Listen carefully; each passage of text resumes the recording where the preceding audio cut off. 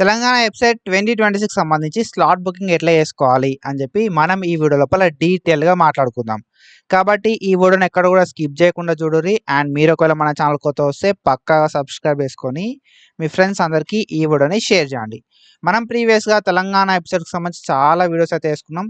And ఫర్దర్‌గా కూడా ఎట్లాంటి అప్డేట్స్ వచ్చినా వీడియోస్ చేసుకుంటాం కాబట్టి సబ్స్క్రైబ్ చేసి పెట్టుకొని ఏ అప్డేట్ వచ్చినా కూడా చెక్ చేయరి. చాలా అంటే చాలా ఇంపార్టెంట్ అప్డేట్స్ మన ఛానల్ లోపల మనం వీడియోస్ అయితే చేసుకుంటాం. So when comes to slot booking, so మీకు కొన్ని ఇంపార్టెంట్ డేట్స్ అయితే చెప్తా. ఫస్ట్ ఆ ఇంపార్టెంట్ డేట్స్ని గుర్తుపెట్టుకోరి.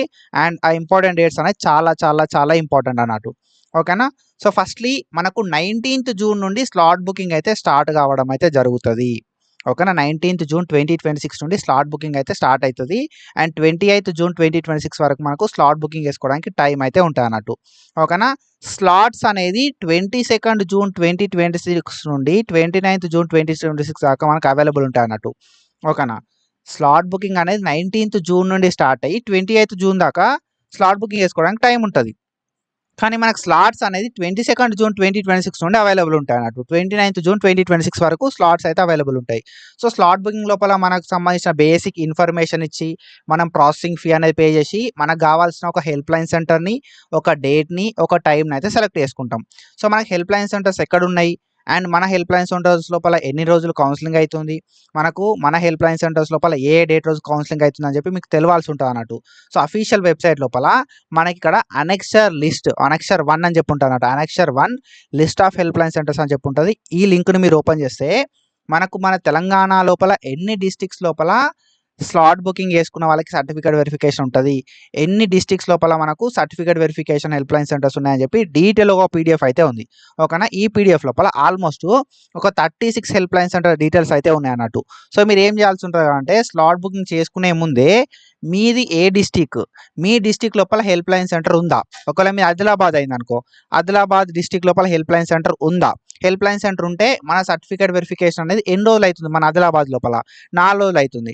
4 రోజులు ఎప్పటి నుండి ఎప్పటి వరకు స్లాట్స్ అవైలబుల్ ఉన్నాయని చెప్పి చెక్ చేసుకోవాల్సి ఉంటుంది అన్నట్టు. ఓకేనా. మీది ఒకవేళ మేడ్చల్ అయిందనుకో, మేడ్చల్ లోపల 2 ఏరియా లోపల మనకు 2 ప్లేసెస్ లోపల మనకు సర్టిఫికేట్ వెరిఫికేషన్ అయితే ఉంటుంది అన్నట్టు. ఓకేనా. మేడ్చల్ లోపల మనకు జేఎన్ గవర్నమెంట్ పాలిటెక్నిక్ కాలేజ్ లోపల సర్టిఫికేట్ వెరిఫికేషన్ అవుతుంది. And JNTU college of engineering Kukatpally. ఓకేనా. కూకట్పల్లి లోపల ఉంటుంది, జేఎన్ గవర్నమెంట్ కాలేజ్ లోపల ఉంటుంది అన్నట్టు సర్టిఫికేట్ వెరిఫికేషన్. మనకి 8 days అవుతుంది సర్టిఫికేట్ వెరిఫికేషన్. ఓకేనా. స్లాట్స్ అనేది 22nd నుండి 29th వరకు అవైలబుల్ ఉంటాయి అన్నట్టు. సో 8 days స్లాట్స్ అవైలబుల్ ఉంటే ఏం కాదు.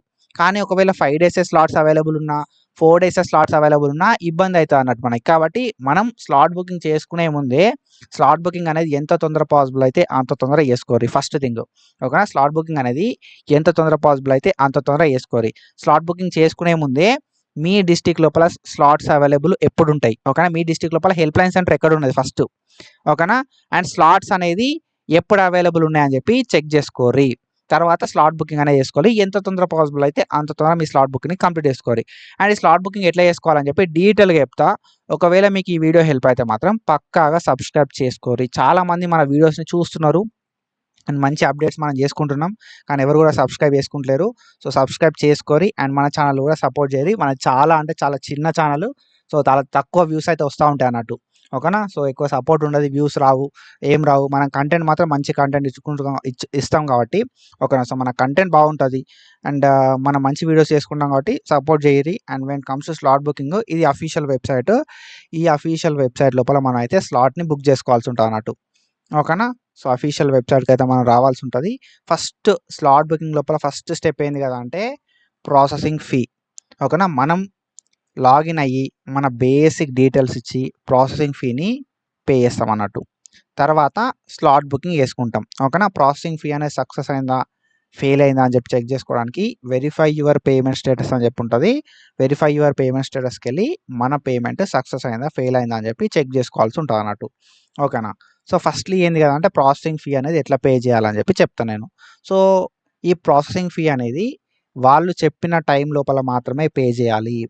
19th నుండి 28th మధ్యలో మాత్రమే ప్రాసెసింగ్ ఫీని పే చేసి స్లాట్ బుకింగ్ చేసుకోవాలి. ఇది మీరు గుర్తుపెట్టుకోర్రి. ఓకేనా. సో ఎందుకంటే అంతకంటే ముందు చేసినా దాని తర్వాత చేసినా కూడా మనకు స్లాట్స్ బుక్ కాకపోవచ్చు అన్నట్టు. ఓకేనా. వెబ్సైట్ ఓపెన్ ఉంది కదా అని చెప్పి స్లాట్ బుక్ చేసుకోవడానికి ట్రై చేస్తే అమౌంట్ అనేది కట్ అయ్యి స్లాట్ బుక్ కాకపోవడానికి ఛాన్స్ అనేది ఎక్కువ ఉంటాయి అన్నట్టు. కాబట్టి ఏంటంటే ఆ మిస్టేక్ మీరు చేయకండి. ఓకేనా. సో ఇది ఓన్లీ ఎంపీసీ వాళ్ళకి మాత్రమే, ఇంజనీరింగ్ స్ట్రీమ్ వాళ్ళకి మాత్రమే. బైపీసీ వాళ్ళ డేట్స్ అనేది ఇంకా రిలీజ్ కాలేదు. ఓకేనా. సో ఫస్ట్ ఏంది అంటే ఇది home page bro. Home page లోపల మనం ఫస్ట్ ప్రాసెసింగ్ ఫీ మీద క్లిక్ చేయాలి. ఓకేనా. ప్రాసెసింగ్ ఫీ మీద మనం క్లిక్ చేద్దాం. నేను కొంచెం జూమ్ చేసి మీకు చూపెడతా. సో ఇది ప్రాసెసింగ్ ఫీ మీద క్లిక్ చేద్దాం. ఓకేనా. సో క్లిక్ చేయడంతో మనకు వెబ్సైట్ అనేది ఇట్లా అయితే ఓపెన్ అవుతుంది అన్నట్టు. ఇక్కడ మనకు క్లియర్గా చెప్తున్నారు Telangana website 2026 online payment of processing fee for web counselling అని చెప్పి. Admission into engineering and pharmacy for MPC stream only, అంటే ఎంపీసీ వాళ్ళకి మాత్రమే అన్నట్టుగా. ఓకేనా. సో ఇది online fee payment, online processing fee payment సంబంధించిన వెబ్సైట్ అన్నట్టు. ఓకేనా. సో ఈ వెబ్సైట్ లోపల మనం కొంచెం కిందికి స్క్రోల్ డౌన్ చేస్తే మనకు కొన్ని డీటెయిల్స్ అయితే ఉంటాయి అన్నట్టు. సో ఏంది కదా అంటే 1200 రూపాయలేమో ఓసీ ఆర్ బీసీ వాళ్ళు కట్టాలని చెప్పి, 600 రూపీస్ ఏమో ఎస్సీ ఆర్ ఎస్టీ వాళ్ళు కట్టాలని చెప్పి ఉంటుంది అన్నట్టు. So net banking through payment చేస్తే 6th, ఓకేనా. సో మనకు జూన్ 28 లోపే ఈ నెట్ బ్యాంకింగ్ ఫీ పేమెంట్ అనేది కంప్లీట్ కావాలని చెప్పి మనకి ఇక్కడ మెన్షన్ చేయడం అయితే జరిగింది అన్నట్టు. అంటే ఇప్పుడు నెట్ బ్యాంకింగ్ తోటి కానీ, క్రెడిట్ కార్డ్, డెబిట్ కార్డ్ తోటి కానీ పేమెంట్ చేసినప్పుడు కొంచెం లేట్గా సెటిల్ అవుతాయి అన్నట్టు. కాబట్టి ఏంటంటే క్యాష్ పెట్టుకొని మీ ప్రాసెసింగ్ ఫీని పే చేయేలాగా చూసుకోరి. ఓకేనా. సో ఫస్ట్ ఏంది కదంటే ఈ వెబ్సైట్కి వచ్చిన తర్వాత వెబ్సైట్కి సంబంధించిన హాల్ టికెట్ నెంబర్ ఇవ్వాల్సి ఉంటుంది. తెలంగాణ వెబ్సైట్కి సంబంధించిన హాల్ టికెట్ నెంబర్ ఇచ్చి, తెలంగాణ వెబ్సైట్కి సంబంధించిన రిజిస్ట్రేషన్ నెంబర్ ఇవ్వాల్సి ఉంటుంది. రిజిస్ట్రేషన్ నెంబర్ ఇచ్చి, ఓకేనా. మన హాల్ టికెట్ లోపలనే ఈ hall ticket number, registration number ఉంటుంది. హాల్ టికెట్ లోపల ఏదైతే డేట్ ఆఫ్ బర్త్ ఉందో ఆ డేట్ ఆఫ్ బర్త్ ఇచ్చి, దాని తర్వాత ఇక్కడ మన క్యాప్చా ఉంది కదా, క్యాప్చా అనేది ఎంటర్ చేయాల్సి ఉంటుంది అన్నట్టు. ఓకేనా. ఎంటర్ చేసి పే ఫీ ఆన్లైన్ అని ఉంది కదా, పే ఫీ ఆన్లైన్ మీద మనం క్లిక్ చేసి పేమెంట్ అయితే చేయాల్సి ఉంటుంది. మన డీటెయిల్స్ చూపెడతా అన్నట్టు. సో ఒకవేళ మీరు ఆల్రెడీ పేమెంట్ చేస్తే ఆన్లైన్ ఫీ పేమెంట్ స్టేటస్ మీద క్లిక్ చేస్తే మన ఫీ పేమెంట్ స్టేటస్ అనేది తెలుస్తుంది. ఓకేనా. ప్రింట్ రిసిప్ట్ అంటే మన పేమెంట్ అయిపోతే ప్రింట్ రిసిప్ట్ వస్తుంది అన్నట్టు. ఓకేనా. పేమెంట్ అయిందా కాలేదా అని చెప్పి ప్రింట్ రిసిప్ట్ వస్తుంది. ఒకవేళ పేమెంట్ స్టేటస్ని చెక్ చేసుకుందాం అనుకుంటే ఆన్లైన్ పేమెంట్ స్టేటస్ మీద క్లిక్ చేసి పేమెంట్ సక్సెస్ అయిందా ఫెయిల్ అయిందని కూడా చెక్ చేసుకోవచ్చు. మనం ఆన్లైన్ ఫీ పేమెంట్ చేద్దాం అనుకుంటున్నాం కాబట్టి మన hall ticket number, registration number, date of birth, captcha ఇచ్చి పే ఫీ ఆన్లైన్ అని చెప్పి కొడతాం. సో కొట్టడంతో మనకు వెబ్సైట్ అనేది ఇట్లా అయితే ఓపెన్ అవుతుంది అన్నట్టు. సో ఇక్కడ మన డీటెయిల్స్ అన్నీ చూపెడుతుంది, మన బేసిక్ ఇన్ఫర్మేషన్ అనేది చూపెడుతుంది అన్నట్టు. సో ఆ డీటెయిల్స్ అన్నీ ఒకసారి చూసుకోవాలి. అండ్ స్పెషల్ కేటగిరీ స్టేటస్ లోపల అన్నీ కూడా ఎన్ అని ఉంటుంది అన్నట్టు. అంటే ఇంకా మనకు సర్టిఫికేట్ వెరిఫికేషన్ కాలేదు కాబట్టి అన్ని ఎన్నే ఉంటుంది. ఓకేనా. తర్వాత క్యాస్ట్కి సంబంధించిన నెంబర్ అడుగుతా అన్నట్టు, క్యాస్ట్ నెంబరు. ఓకేనా. తర్వాత ఇన్కమ్ సర్టిఫికేట్ నెంబర్ అడుగుతా అన్నట్టు. క్యాస్ట్ సర్టిఫికేట్ నెంబర్ అడుగుతుంది, ఇన్కమ్ సర్టిఫికేట్ నెంబర్ అడుగుతుంది. ఈడబ్ల్యూఎస్లోకి ఈడబ్ల్యూఎస్ సర్టిఫికేట్ నెంబర్ అడుగుతా అన్నట్టు. అండ్ దాంతో పాటుగా మనకు క్యాండిడేట్కి సంబంధించిన ఆధార్ నెంబర్ అడుగుతుంది మనది. ఓకేనా. మన ఆధార్ నెంబర్ ఇవ్వాలి.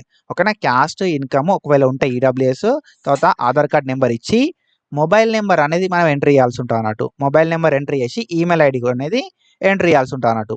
ఓకేనా. సో మన డీటెయిల్స్ అన్నీ ఒకసారి క్రాస్ చెక్ చేసుకొని caste certificate number, income certificate number, Aadhaar card number, mobile number and దాంతో పాటుగా ఈమెయిల్ ఐడి అనేది ఇచ్చి కింద I declare that I read the above instructions and I understood the process అని చెప్పుంటా అన్నట్టు, అండర్టేకింగ్. ఓకేనా. సో ఇక డిక్లేర్ బటన్ ఉంటుంది, డిక్లేర్ బటన్ మీద టిక్ కొట్టి సబ్మిట్ కొట్టాల్సి ఉంటుంది అన్నట్టు. ఓకేనా. సబ్మిట్ కొట్టిన తర్వాత సో ఇన్కమ్ క్యాస్ట్ ఉన్న వాళ్ళు మాత్రమే సర్టిఫికేట్ వెరిఫికేషన్కి అటెండ్ అవ్వండి. ఎందుకంటే మనకు రియంబర్స్మెంట్ రావాలంటే ఇన్కమ్ క్యాస్ట్ అనేది మ్యాండేటరీ. ఓకేనా. సో ఈ డీటెయిల్స్ ఇచ్చి మనం టిక్ కొట్టి సబ్మిట్ కొట్టిన తర్వాత మనకు ఇట్లయితే వెబ్సైట్ అనేది ఓపెన్ కావడం అయితే జరుగుతుంది అన్నట్టు.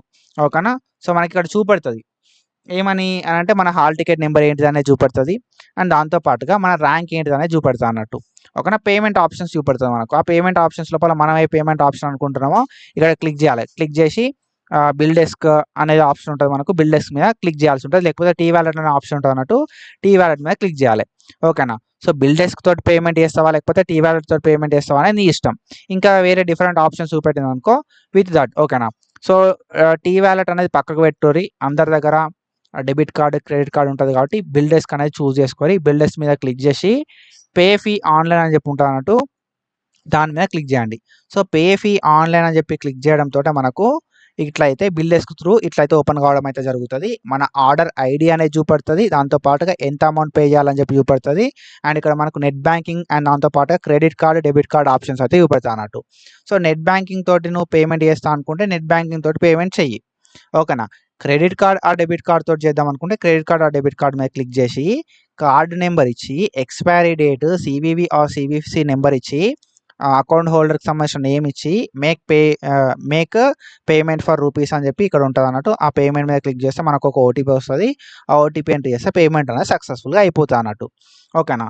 సో మంచి కార్డ్స్ అనేది యూజ్ చేయరి అండ్ అమౌంట్ అనేది కరెక్ట్ ఎగ్జాక్ట్గా 1200 కాకుండా కొంచెం ఎక్కువ పెట్టుకోరి, ఓకేనా. అందరు ఏంటంటే కరెక్ట్గా 1200 పెట్టుకుంటారు, అంత కాకుండా కొంచెం ఎక్కువ పెట్టుకోరి. మీరు యూజ్ చేసే కార్డుని బట్టి మనకి అమౌంట్ అనేది కొంచెం ఎక్కువ యాడ్ కావడం అయితే జరుగుతుంది అన్నట్టు. సో ట్యాక్సెస్ పడతాయి కాబట్టి ఏంటంటే అమౌంట్ అనేది ఎక్కువ పెట్టుకోరి అండ్ ప్రాపర్గా మంచి కార్డు యూజ్ చేసి పేమెంట్ చేయరి.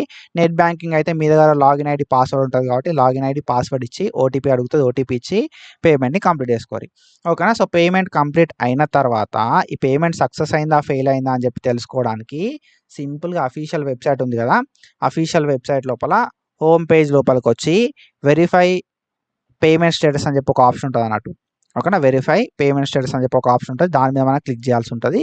క్లిక్ చేసి ఇక్కడ మన వెబ్సైట్కి సంబంధించిన హాల్ టికెట్ నెంబరు అండ్ దాంతో పాటుగా వెబ్సైట్కి సంబంధించిన రిజిస్ట్రేషన్ నెంబరు అండ్ దాంతో పాటుగా మన డేట్ ఆఫ్ బర్త్ కానీ అండ్ దాంతో పాటుగా క్యాప్చర్ కోడ్ కానీ ఇచ్చి మనం పేమెంట్ అనేది టీ వ్యాలెట్ తోటి చేసినామా లేకపోతే బిల్ డెస్క్ తోటి చేసినామా అనేది సెలెక్ట్ చేసుకోవాలి, ఓకేనా. సో పేమెంట్ అనేది టీ వ్యాలెట్ తోటే చేసినాం అనుకో, టీ వ్యాలెట్ దగ్గర వెరిఫై పేమెంట్ ట్రాన్సాక్షన్ స్టేటస్ అని చెప్పి క్లిక్ చేస్తే మనకు టీ వ్యాలెట్ లోపల సక్సెస్ అయిందా ఫెయిల్ అయిందా అని చెప్పి చూపెడుతుంది. ఒకవేళ బిల్ డెస్క్ త్రూ చేసినాం అనుకో, వెరిఫై పేమెంట్ ట్రాన్సాక్షన్ అని చెప్పి క్లిక్ చేస్తుంటే మనకు బిల్ డెస్క్ లోపల ఓపెన్ కావడం అయితే జరుగుతుంది అన్నట్టు, ఓకేనా. సో ఇట్లా మనం అయితే మన పేమెంట్ అనేది సక్సెస్ అయిందా ఫెయిల్ అయిందా అని చెప్పి చెక్ చేసుకోవచ్చు. పేమెంట్ సక్సెస్ అయింది అనుకో, తర్వాత నెక్స్ట్ చేయాల్సింది ఏంటి అంటే స్లాట్ బుకింగ్. ఇది మెయిన్ థింగ్, ఓకేనా. స్లాట్ బుకింగ్ చేసే ముందు మనకు దగ్గరలో ఎక్కడ హెల్ప్ లైన్స్ సెంటర్ ఉందని చెప్పి చూసుకోరి, ఓకేనా. నేను ఇందాక చెప్పిన మనం ప్రీవియస్గా ఒక వీడియో కూడా వేసుకున్నాం అన్నట్టు, ఓకేనా. మన డిస్టిక్ లోపల హెల్ప్ లైన్ సెంటర్ ఎక్కడ ఉందని చెప్పి చూసుకోరి, ఎన్ని రోజులు స్లాట్స్ ఉన్నాయని చెప్పి చూసుకోరి ఫస్ట్, ఓకేనా. సో తర్వాత స్లాట్ బుకింగ్ అని చెప్పి మనకు అఫీషియల్ వెబ్సైట్ లోపల ఉంటుంది, హోమ్ పేజ్ లోపల స్లాట్ బుకింగ్ మీద క్లిక్ చేస్తే మనకు వెబ్సైట్ అనేది ఇట్లా ఓపెన్ కావడం అయితే జరుగుతుంది. సో ఇక్కడ మనకు క్లియర్గా చూపడుతుంది అన్నట్టు, ఓకేనా. సో ఏమని చూపడుతుంది అంటే online slot booking for certificate verification అని చెప్పి చూపడుతుంది క్లియర్గా, ఓకేనా. And candidate has to pay processing fee అనేది నువ్వు 600 1200 కట్టాలి according to your category before going to online slot booking అని చెప్పి మనకైతే క్లియర్ ఇక్కడ మెన్షన్ చేయడం అయితే జరుగుతుంది అన్నట్టు. అంటే నువ్వు స్లాట్ బుకింగ్ చేసుకునే దానికంటే ముందు ప్రాసెసింగ్ ఫీ అనేది పే చేయాలని చెప్పి చెప్తుంది అన్నట్టు, ఓకేనా. సో ఇక్కడ మన హాల్ టికెట్ నెంబర్ ఇవ్వాల్సి ఉంటుంది, క్యాండిడేట్ డీటెయిల్స్ లోపల రిజిస్ట్రేషన్ నెంబర్ ఇవ్వాల్సి ఉంటుంది, డేట్ ఆఫ్ బర్త్ అనేది ఇవ్వాల్సి ఉంటుంది, దాంతోపాటుగా క్యాప్చర్ కోడ్ అనేది ఇవ్వాల్సి ఉంటుంది అన్నట్టు. షో అవైలబుల్ స్లాట్స్ అని చెప్పి కొట్టాలి, మనకు స్లాట్స్ అయితే ఎక్కడెక్కడ ఉన్నాయని చెప్పి చూపడుతుంది. ఆల్రెడీ నువ్వు స్లాట్ని బుక్ చేసుకున్నావు అనుకో సపోజ్, ఓకేనా. ఆల్రెడీ నువ్వు స్లాట్ని బుక్ చేసుకుంటే ప్రింట్ స్లాట్ బుకింగ్ రిసిప్ట్ అని ఉంటుంది, ఆ స్లాట్ బుకింగ్ రిసిప్ట్ని డౌన్లోడ్ చేసి పెట్టుకోవాల్సి ఉంటుంది అన్నట్టు. మనం స్లాట్ బుక్ చేసుకోవాలి కాబట్టి మన డీటెయిల్స్ వచ్చి షో అవైలబుల్ స్లాట్స్ అని చెప్పి కొడుతున్నాం మనం, ఓకేనా. సో దాని తర్వాత మన వెబ్సైట్ అనేది ఎట్లా ఓపెన్ అవుతుంది అంటే ఇట్లయితే ఓపెన్ కావడం అయితే జరుగుతుంది అన్నట్టు, ఓకేనా. సో ఎట్లా ఓపెన్ అవుతుంది అంటే మన వెబ్సైట్ అనేది ఇట్లయితే ఓపెన్ కావడం అయితే జరుగుతుంది. సో మనకి ఇక్కడ క్లియర్గా చూపడుతుంది కేటగిరీ ఆఫ్ ద స్టూడెంట్ అని చెప్పి. కేటగిరీ ఆఫ్ ద స్టూడెంట్ లోపల ఆల్ అని ఉందనుకో, ఆల్ అంటే సింపుల్ ఏం లేదు, ఓసీ అయినా బీసీ అయినా ఎస్సీ అయినా ఎస్టీ అయినా ఆల్ అని చెప్పి సెలెక్ట్ చేసుకోవాలి, ఓకేనా. Other than pH NCC CAP అన్నట్టు. ఒకవేళ పిహెచ్ ఎన్సీసీ సిఏపి అయింది అనుకో, పిహెచ్ ఎన్సీసీ సిఏపి అది సెలెక్ట్ చేసుకోవాల్సి ఉంటుంది అన్నట్టు, ఓకేనా. ఆల్ అంటే మాత్రం ఓసీ ఎవరికి అంటే చాలా మందికి రిజర్వేషన్ ఉండదు కాబట్టి అందరు కూడా ఆల్ కిందికే వస్తారు. ఒకవేళ పిహెచ్ ఎన్సీసీ సిఏపి రిజర్వేషన్ ఉంటే ఆ రిజర్వేషన్స్ సెలెక్ట్ చేసుకోవాలి, ఓకేనా. ఆల్ అని చెప్పి సెలెక్ట్ చేసుకున్న తర్వాత హెల్ప్ లైన్ సెంటర్స్ చూపెడతారు అన్నట్టు, ఓకేనా. హెల్ప్ లైన్ సెంటర్స్ లోపల ఏంది కదా అంటే మనకు ఏమేమి హెల్ప్ లైన్ సెంటర్స్ ఉన్నాయని చెప్పి మన డిస్టిక్ లోపల అన్ని హెల్ప్ లైన్ సెంటర్స్ చూపెడుతుంది. మొత్తం 36 హెల్ప్ లైన్ సెంటర్స్ చూపెడతా అన్నట్టు. ఈ 36 లోపల మన డిస్టిక్ లోపల ఏ హెల్ప్ లైన్ సెంటర్ అయితే ఉంటుందో ఆ హెల్ప్ లైన్ సెంటర్ని మనం సెలెక్ట్ చేసుకోవాలి, ఓకేనా. సో ఇక్కడ మనం చూసుకుంటే గవర్నమెంట్ పాలిటెక్నిక్ బెల్లంపల్లి అనేది ఇక్కడ మనం సెలెక్ట్ చేసుకున్నాం. సెలెక్ట్ చేసుకున్నతోటే మనకు అవైలబుల్ స్లాట్స్ అనేది చూపెడతా అన్నట్టు, ఓకేనా. గ్రీన్ కలర్ లోపల మనకు స్లాట్స్ చూపెడుతుంది అని అంటే అక్కడ స్లాట్స్ అనేది అవైలబుల్ ఉన్నాయి అన్నట్టుగా. ఓకేనా.